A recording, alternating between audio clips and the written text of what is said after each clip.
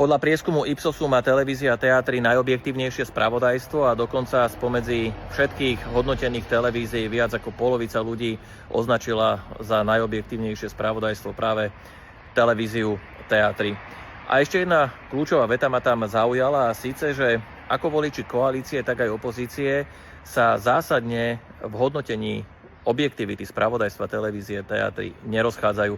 A práve túto vetu považujem za taký malý Oscar a významné ocenenie pre našu prácu, pre prácu ľudí od manažmentu po redaktorov cez všetkých pracovníkov televízie Teatry, ktorí 17 hodín denne vám prinášajú objektívne spravodajstvo a vyvážené spravodajstvo, pretože práve v dnešnej dobe polarizovanej spoločnosti, kde tie tábory, čo je úplne v poriadku, že sú názorovo nejaká skupina ľudí je vyhranená na jednu alebo na druhú stranu, ale mám taký pocit, že sa možno menej tie strany počúvajú, jednoducho, že čoraz menej pripúšťajú ten názor druhej strany a z toho aj plynú možno nejaké ich vzájomné očakávania od toho, čo by televízia mala robiť. Je to svojím spôsobom aj pod dojmom sociálnych sietí, kde sa naozaj že ľahko dá sklznúť v záujme nájdenia si nejakých lajkov alebo byť hrdinom v tej či onej skupine.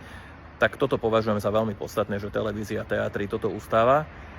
A som veľmi rád, že ľudia to minimálne, čo sa týka tohto prieskumu, ocenili. Ďakujem pekne aj v mene všetkých mojich kolegov. Pekný deň.